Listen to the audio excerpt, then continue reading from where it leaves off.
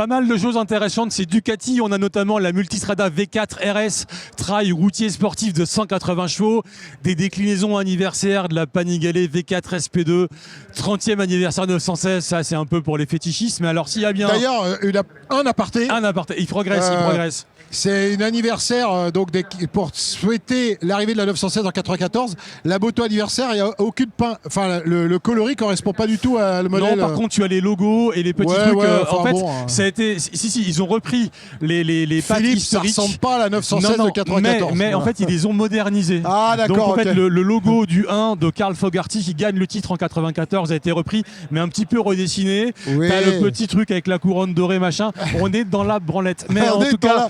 En parlant de branlette, s'il y a un créneau sur lequel on n'attendait pas Ducati, c'est bien le monocylindre. Alors certes, ils ont fait le super mono dans les années 90. Ouais, bien sûr. C'était intéressant, mais là c'est qui avait gagné le Sound of Single aux États-Unis. Entre autres. Mais quand même, s'il y a bien un truc qu'on les attendait pas, c'est d'attaquer frontalement KTM, Husqvarna, Gaz, qui ont les 700 monocylindres, c'est quasiment 3 fois les mêmes motos, avec ce super quadro mono, qui est un mono qui a quand même des particularités intéressantes en termes de rendement et d'architecture. Déjà, tu sais d'où vient le mot super quadro? Oui, super carré. Ouais, et c'était le moteur de la Desmo Sedici, voilà, qui s'appelait Super Quadro. Donc, on a un moteur au spec hallucinante, 77 chevaux et demi. Oui.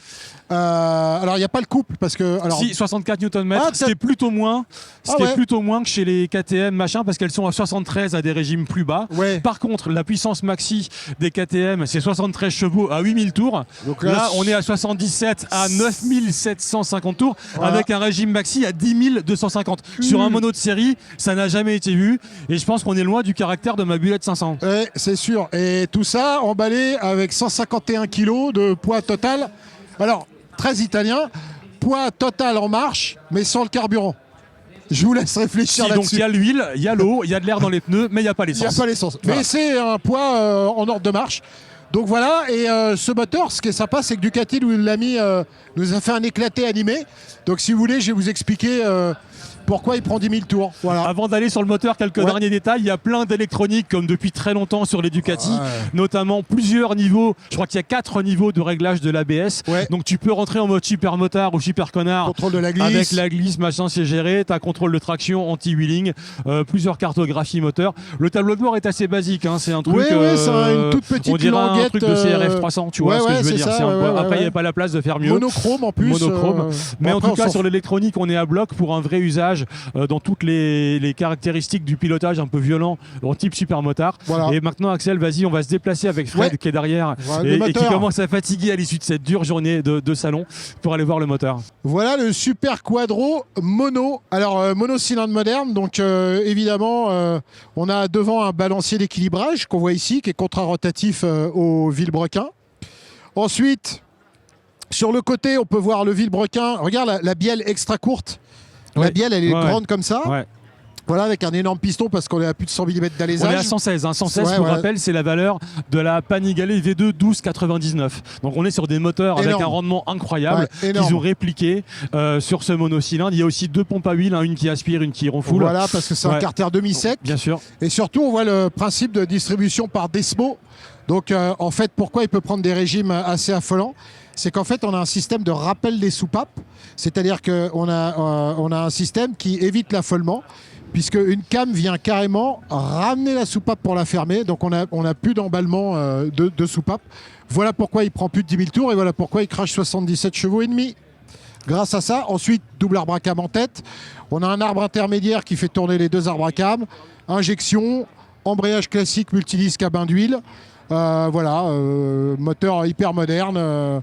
Dernier cri, tout est forgé évidemment, bielle forgée, vilebrequin forgé. Le vilebrequin, c'est un monobloc, donc ça veut dire qu'on a une bielle à chapeau.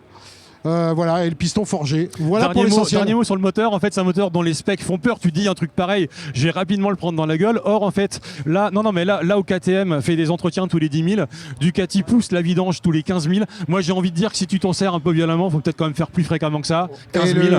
Et le jeu au soupape éventuel tous les 30. Donc, en fait, ils ont l'air d'avoir une confiance. Parce que en vrai, le mono, c'est un moteur qu'on connaît depuis les années 50. Ce rendement et cette architecture sur un mono de route et de série, c'est, on va le dire, et n'ayons pas peur des mots, c'est du jamais vu, Axel. Oui, alors après, avec les balanciers d'équilibrage, les qualités des aciers forgés, je peux pas dire que ça soit exceptionnel. C'est-à-dire que ça soit fiable, ça m'étonne pas. Oui. Tu peux pas faire un engin pas fiable alors que ça sera une moto de série, garantie 3 ans ou 2 ans avec des extensions de garantie. Donc moi, ça m'étonne pas.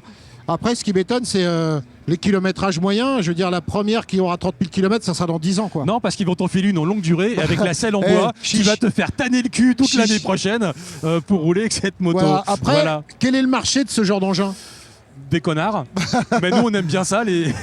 Parce qu'on est à 12 600. Non, 12... non, on est près de 13 000 euros. Tu as deux versions, une standard en rouge et une version RVE qui est derrière là avec les slicks et qui possède de série le shifter, à la différence de la version standard qui, elle, n'a pas le shifter de série. Non, écoute, la clientèle, tu sais qu'en fait, KTM fait pas des énormes volumes sur les 690, les Husqvarna 701, n'empêche qu'elles sont souvent en rupture de stock. Oui, non, tu mais vois, donc tu as quand même une clientèle. Et en fait, en vrai, t'imagines, t'habites dans les Alpes et t'as déjà 4 motos. Ça fait une chouette 5e moto quand même. Une 5e à 12 000 euros. Bah oui, mais attends. Ne nous faisons rien. Voilà. Et si tu n'as pas de budget, change de budget. Non, mais moi, tu sais, en fait, j'aime bien ces motos-là parce que à rouler, c'est léger, c'est précis, c'est puissant, ça marche largement assez.